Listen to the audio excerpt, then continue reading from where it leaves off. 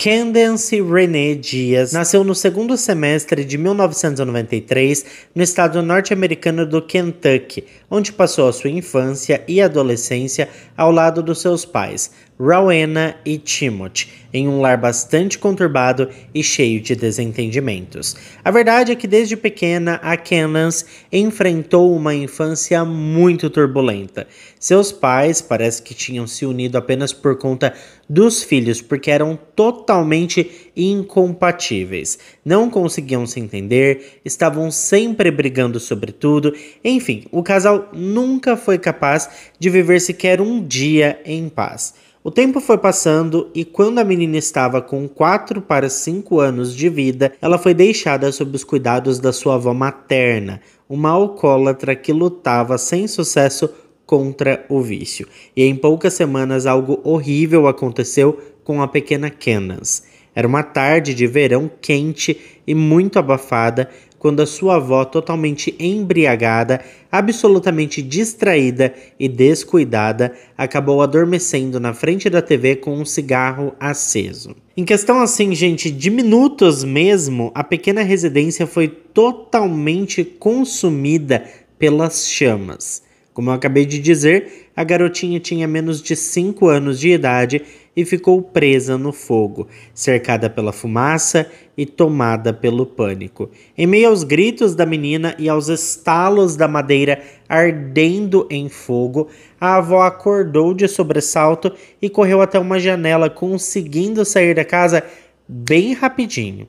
Ela deixou a netinha para trás e, na verdade, nem tentou salvá-la. Um vizinho percebeu que a mulher ainda estava meio bêbada e a tranquilizou, dizendo que já tinha chamado a emergência e os bombeiros locais. Por sorte, a menina sobreviveu ao incêndio, ela foi resgatada pelos bombeiros, mas não saiu ilesa. Infelizmente, ela teve queimaduras de 2º e 3º grau em quase metade de todo o seu corpo. A recuperação não foi nada fácil para a menina, e não somente por conta dos diversos meses de hospital, cirurgias, enxertos de pele e todas essas coisas, mas também o trauma emocional que a Candace passou a carregar foi ainda pior do que as feridas no seu corpo. Ela acordava quase todas as noites gritando e chorando, e também desenvolveu um profundo sentimento de desconfiança em relação à sua família, já que no incêndio ela ficou por muito tempo gritando para que a sua avó a socorresse, mas isso nunca aconteceu. O fato é que após o incêndio, uma investigação foi aberta e os agentes de bem-estar infantil esmiuçaram a vida da menina. E foi quando tanto a sua avó quanto a sua mãe foram presas e acusadas de abuso criminal e negligência infantil. As duas cumpriram penas de pouco mais de 1 ano e, para deixar as coisas ainda mais terríveis, o pai biológico da garotinha também foi parar atrás das grades, mas por motivos não relacionados ao incêndio.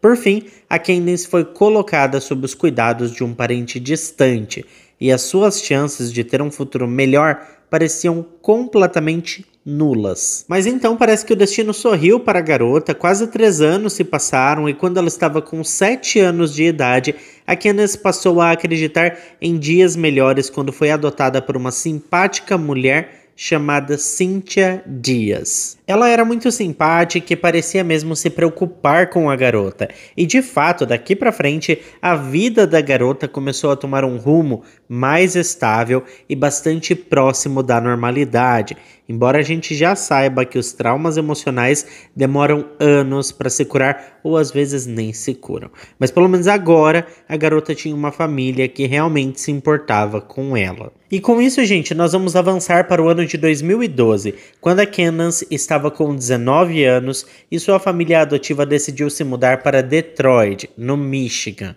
Ela ainda estava se adaptando à vida e tentando deixar seus traumas para trás. E nesse mesmo período, ela conheceu um jovem charmoso e interessante chamado Kyle Bennett, que era apenas 2 anos mais velho que ela. Um lindo romance entre os dois não demorou a criar forma e o pedido de namoro veio logo na sequência. Poucas semanas depois, a Candace descobriu que estava grávida, mas ao contrário do que imaginava, sua mãe adotiva a apoiou totalmente e garantiu que a ajudaria com tudo o que fosse necessário. 9 meses depois, em julho de 2013, a Candace deu à luz a uma linda menina que recebeu o nome de Gabi, que passou a ser o centro das atenções da família toda. O Kyle também ficou orgulhoso de sua bebezinha e esclareceu que queria fazer parte da vida da filha e também iria apoiar a Candace no que fosse necessário. Ele até se mudou para a casa da namorada com a intenção de ficar ainda mais próximo da rotina de um pai de família. Mas infelizmente as coisas não deram muito certo, porque a gente sabe como é complicada a convivência, né, gente? Muitos pensam que é tudo lindo, tudo maravilhoso, tudo fácil, mas conviver requer muita força de vontade e companheirismo, principalmente para driblar os desafios do dia a dia. Apenas 6 meses após o nascimento da Gabi, o casal Candace e Kyle se desentenderam. Eles tiveram uma briga feia mesmo, e então o rapaz decidiu deixar a casa da namorada e alugou um apartamento para viver sozinho. A Candace, por sua vez, não perdeu tempo e em poucas semanas começou um novo relacionamento. Desta vez com um homem chamado Brad Fields. Logo no primeiro contato que a Cynthia teve com o Brad, ela já concluiu que ele não valia nada.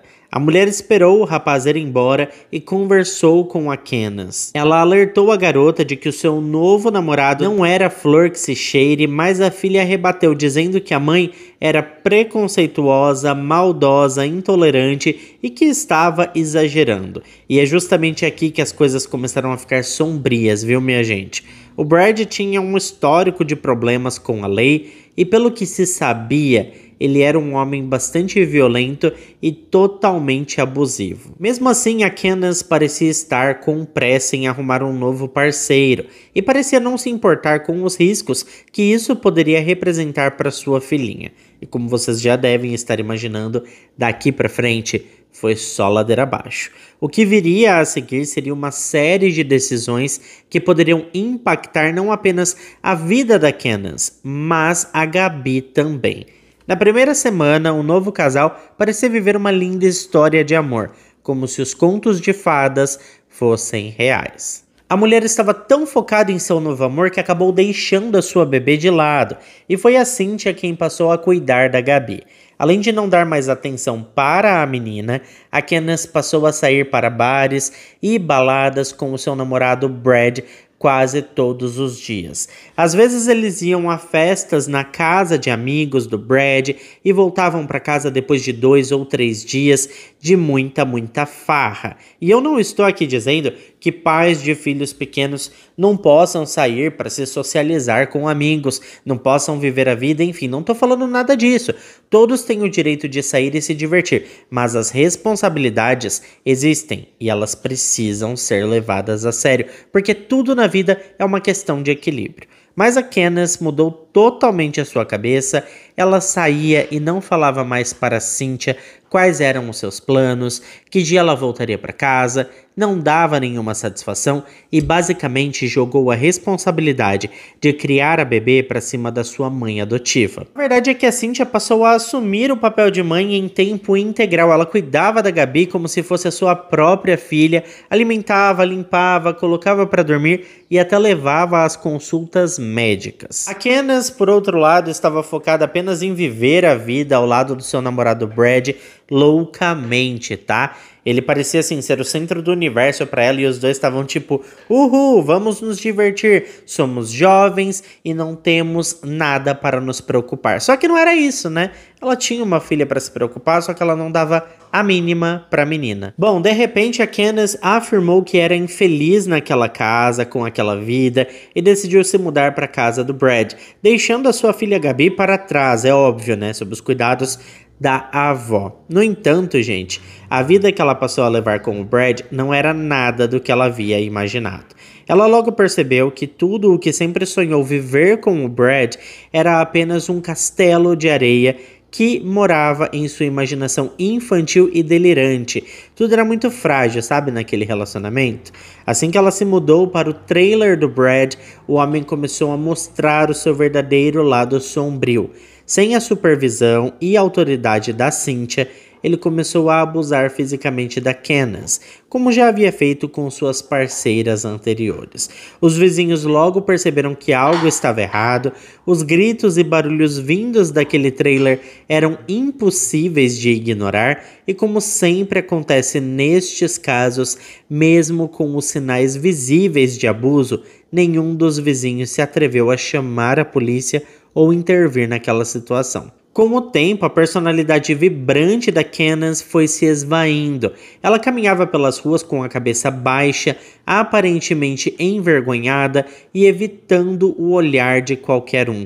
E havia ainda uma regra muito importante imposta pelo Brad. Ela não podia, de jeito nenhum, falar ou até mesmo olhar para outros homens onde quer que fosse. Se um homem entrasse na mesma sala, ela tinha que se levantar e sair imediatamente, mesmo que ele não a estivesse olhando. Era como se ela estivesse vivendo em um conto de fadas distorcido, onde a liberdade era uma miragem e o controle do Brad se tornava cada vez mais opressivo. O tempo foi passando e as coisas foram só piorando. Os 2 anos seguintes se tornaram uma prisão tanto emocional quanto física. A Candace estava totalmente presa em uma relação tóxica e abusiva, lutando para encontrar uma saída em um labirinto de medo, culpa, vergonha, dor e sofrimento. Enquanto isso, a pequena Gabi, por sua vez, estava sendo criada por sua avó, a Cynthia, e estava feliz da vida, estava tudo dando muito certo por ali. Ela estava com seus 3 anos de idade e estava ficando linda e esperta, uma verdadeira fofurinha, gente. Ela já estava andando, falando algumas palavras, enfim, progredindo na vida, né? A Candace até fez algumas poucas visitas à sua filha, mas a verdade é que ela só ia até lá para poder escapar um pouco do olhar ameaçador do seu namorado Brad. Em raras ocasiões, a Gabi até passou algum tempo no trailer com a Candace e o Brad, mas a Cynthia não gostava que a menina fosse para lá e sempre que podia arrumava desculpas para não levá-la. Ela achava aquele ambiente hostil e nada apropriado para uma criança. Alguns meses depois, algo horrível aconteceu. A Candace acabou engravidando do Brad, e eu digo que isso é horrível por 2 motivos principais. Primeiro, porque aqueles dois não deveriam nunca criar um filho juntos, afinal de contas aquele era um ambiente horrível para qualquer um viver, principalmente para uma criança. E segundo, porque o Brad já tinha dito que não gostava de crianças, então a gente já consegue imaginar o quanto isso o deixaria infeliz. Aliás, quando a Candace anunciou que estava grávida, o Brad não soube lidar com a notícia. Ele surtou totalmente, pegou uma arma e começou a fazer ameaças, dizendo que iria atirar na Candace. Ele não atirou, é claro, mas colocou o objeto na mesa e começou a agredir a mulher, com socos na cabeça e chutes por todo o seu corpo. A Candace tentou ligar para a polícia, mas o Brad rapidamente tomou o celular da sua mão e destruiu o aparelho. Ele saiu zangado do trailer e maltratou o cachorro da família, utilizando a arma para atingir o pobre animal. E eu morro de raiva de quem faz isso, tá? Porque assim, eu tenho cachorro, então esse tipo de coisa mexe muito comigo. E nesse caso, as agressões foram tão fortes que o animal ficou agonizando lá no quintal. Bom, gente, em seguida ele voltou para dentro e reiniciou as ameaças, e foi quando, sem querer, disparou contra sua própria perna. E eu acho bem feito, tá? Porque ele fez aquilo com o cãozinho bem feito que aconteceu isso com ele. O Brad caiu no chão e continuou xingando a mulher de tudo que é nome, e então ela aproveitou para fugir. A Candace correu até um clube comunitário e ligou para a polícia. Os oficiais chegaram rápido e assim que entraram no trailer ficaram horrorizados com o que viram. O lugar estava em um estado deplorável, assim, muito nojento. A primeira coisa que eles sentiram ao entrar foi um cheiro insuportável, comida podre por toda a parte e um banheiro que parecia ter sido esquecido pelo tempo. Tinha muita sujeira para todo lado e restos de comida até debaixo da cama, debaixo do colchão. A situação era tão caótica que deixava qualquer um em choque. Havia pilhas e pilhas de pratos sujos acumulados, lixo podre espalhado por todo lado, paredes cobertas com mofo, insetos e roedores correndo para todo lado, baratas. Ai, gente, era assim, uma coisa horrível. Os oficiais encontraram ainda um coelho que mais tarde souberam ter sido um presente do Brad. O animal estava muito mal cuidado, havia fezes e urina do bicho para todo lado, enfim, um verdadeiro show de horrores. Os oficiais encontraram o cachorro, graças a Deus o bichinho ainda estava vivo e foi levado por uma equipe de voluntários até o veterinário, que cuidou dele e tratou das suas feridas e ele ficou bem, graças a Deus. Mas voltando para dentro do trailer, gente, a situação só piorava à medida em que a polícia revirava aquele lugar. Eles encontraram vários cachimbos de coisas erradas, máscara de gás, medicamentos controlados e diversas substâncias ilegais. Além disso, foram encontradas ainda diversas facas, munições, uma pistola elétrica e várias armas não registradas escondidas sob os assoalhos. O Brad, obviamente, foi preso e a Candace foi levada para o interrogatório.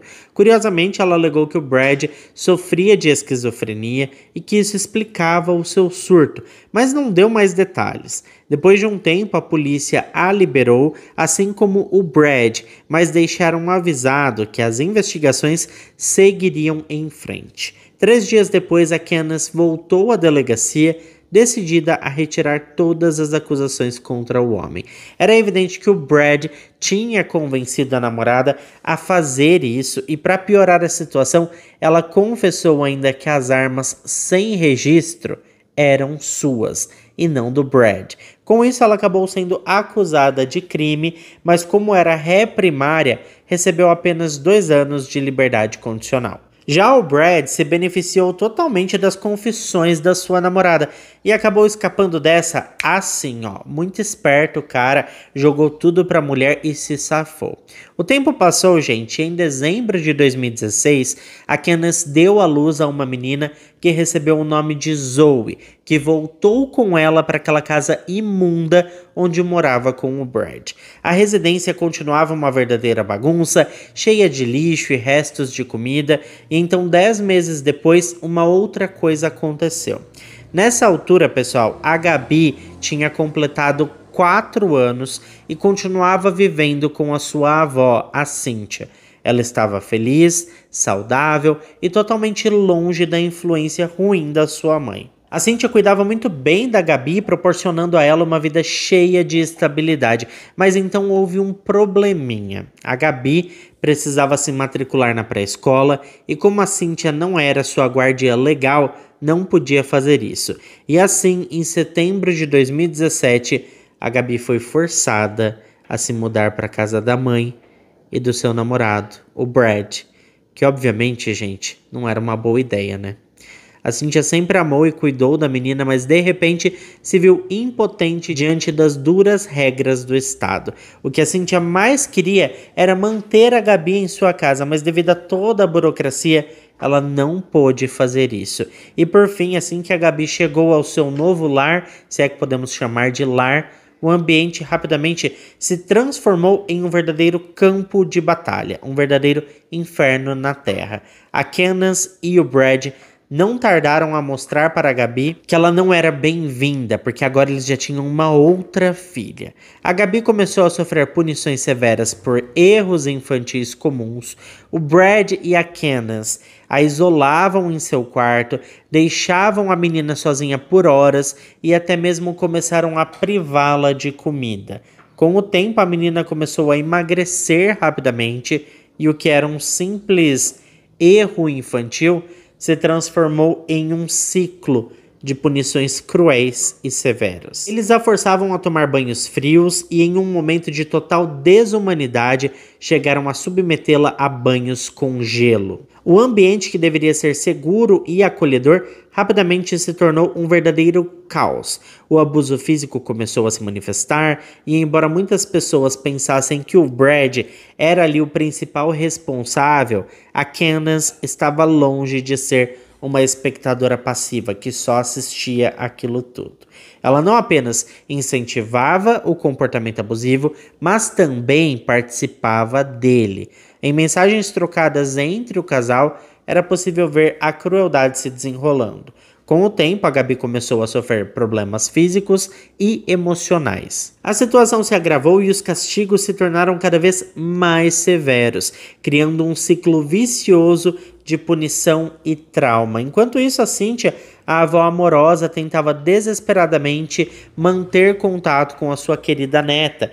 Porém, gente, a Candace sempre arranjava desculpas para impedir que a avó visitasse a netinha. O último encontro das duas foi no dia de Ação de Graças, mas o casal Candace e Brad eram espertos e conseguiram esconder os sinais de abuso, fazendo com que a Cynthia não percebesse a verdadeira situação. Por outro lado, a Zoe, que era a filha biológica do Brad e da Candace, era tratada com todo o mimo e amor que a Gabi nunca recebeu deles. Enquanto a Zoe vivia cercada de atenção e afeto, a Gabi era vista como uma intrusa, uma menina problema, em um lar que nunca deveria ter sido seu.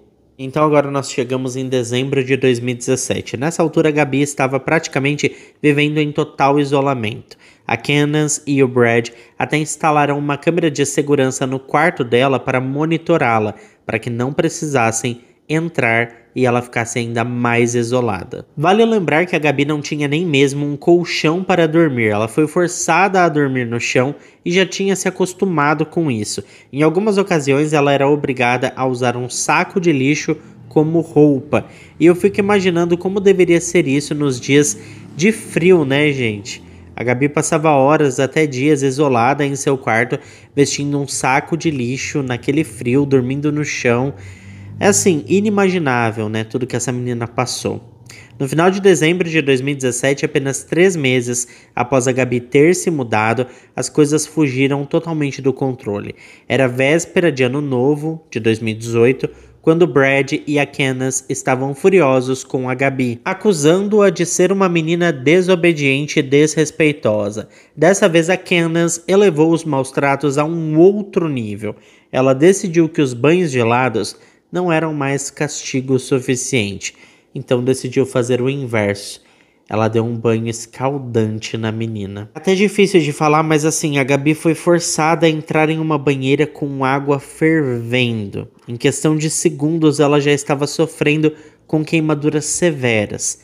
Depois de um tempo, a Gabi foi retirada da banheira e enviada de volta ao seu quarto sem nenhum tratamento para suas queimaduras. Na manhã seguinte, a garotinha acordou reclamando das queimaduras e a reação da Candace foi a pior possível. Ela decidiu que a Gabi precisava de um novo banho de água fervente. O tormento da garota se repetiu, com a sua mãe forçando ela a entrar naquela banheira que estava com uma água em altíssima temperatura. Só que dessa vez foi pior ainda.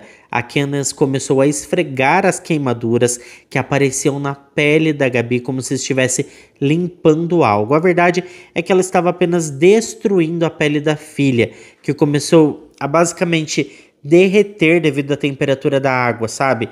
É bizarro, gente. O Brad estava em casa e ao invés de ajudar a menina, ele ficou irritado porque ela estava gritando muito alto e então ordenou que a Candace calasse a boca da Gabi, já que ela estava até soluçando de tanto gritar.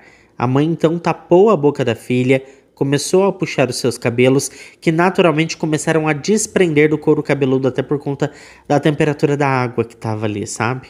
Alguns minutos depois, como assim num filme de terror, o dedão do pé da menina se desprendeu do corpo. Foi quando ela perdeu a consciência. A Candace então tirou a menina da banheira e a jogou no chão do banheiro. Com o impacto, a menina acordou e começou a vomitar e em seguida perdeu a consciência novamente. Ao perceber que a menina não voltava, a Candace decidiu ligar para a Cynthia. No telefone, ela gritava desesperada, dizendo para sua mãe adotiva que aconteceu um acidente e que ela precisava de ajuda com a Gabi. A Cynthia contou em entrevista mais tarde que o seu coração quase parou quando ela ouviu que a sua netinha poderia estar em perigo. Então ela foi para lá o mais rápido que pôde. Quando chegou, ela ficou horrorizada com a cena que presenciou. A sua neta Gabi estava no chão, inconsciente, com queimaduras por todo o corpo e até mesmo o dedão do pé descolado. O Brad fingiu desespero e preocupação, ele tentava em vão realizar manobras de ressuscitação, mas os lábios da Gabi já estavam azul.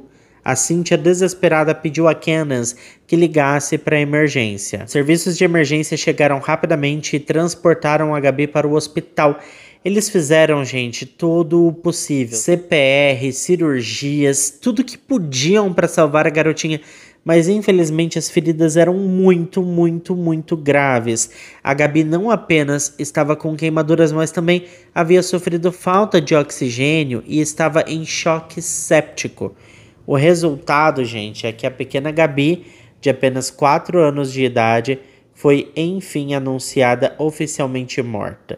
Isso tudo é de partir o coração, né, gente? A Gabi estava há menos de 4 meses vivendo com a mãe e o padrasto, após ter desfrutado de uma vida maravilhosa com a sua avó.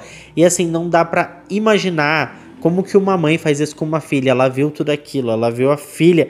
Ela viu não, ela fez aquilo com a filha. Isso pra mim, assim, é no mínimo perturbador e angustiante. Bom, gente, assim que a polícia chegou, a Candace e o Brad foram levados para o interrogatório. E como já é de se imaginar, a mãe culpou a filha. A Candace disse aos oficiais que a Gabi tinha enchido a banheira sozinha. Ela contou calmamente e escolhendo muito bem as palavras que a Gabi tinha preparado um banho com água morna. E enquanto isso ela estava na cozinha fazendo panquecas para a família, que era muito unida e feliz. Uma família onde todos se amavam, se respeitavam, era aquela família margarina, segundo as palavras da Candace. Ela inclusive continuou com toda essa ladainha e disse que quando voltou para verificar o bem-estar da sua filha, a encontrou submersa na água fervente. Deixa eu só explicar uma coisa para que faça sentido para vocês o que a Candace estava falando para as autoridades. Nos Estados Unidos, muitos países da Europa, o aquecimento é a gás ou através de boiler. Então eles têm normalmente 2 torneiras, a de água fria e a de água quente.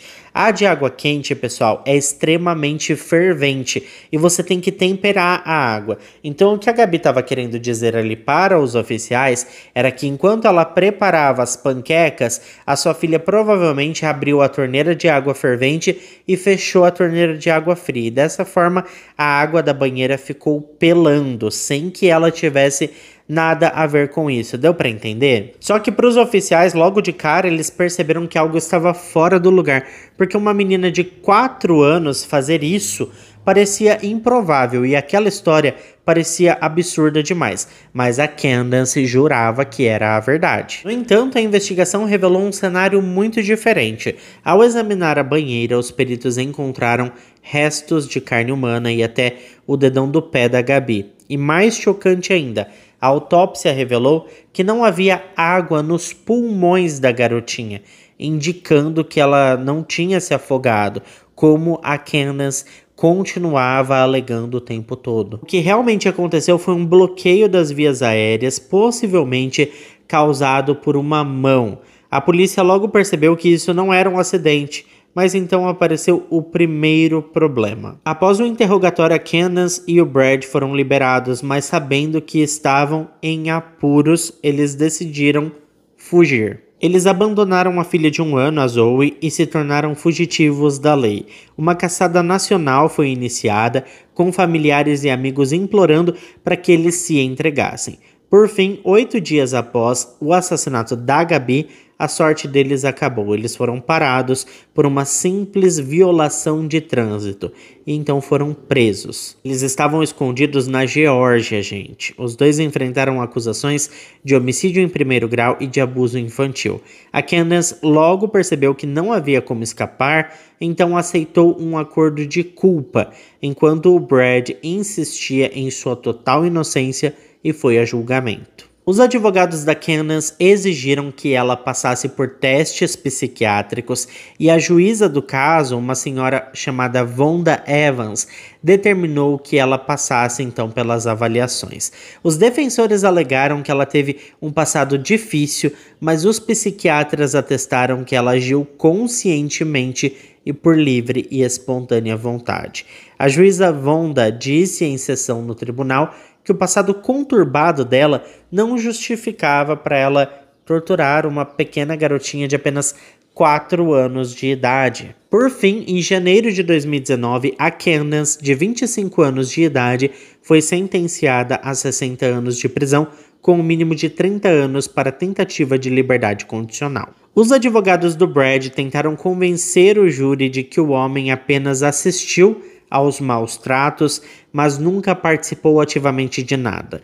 Mas testemunhas compareceram para dizer o contrário, e por fim, em outubro de 2019, o Brad Fields, de 28 anos de idade, também foi considerado culpado de todas as acusações contra ele e foi sentenciado à prisão perpétua sem possibilidade de liberdade condicional.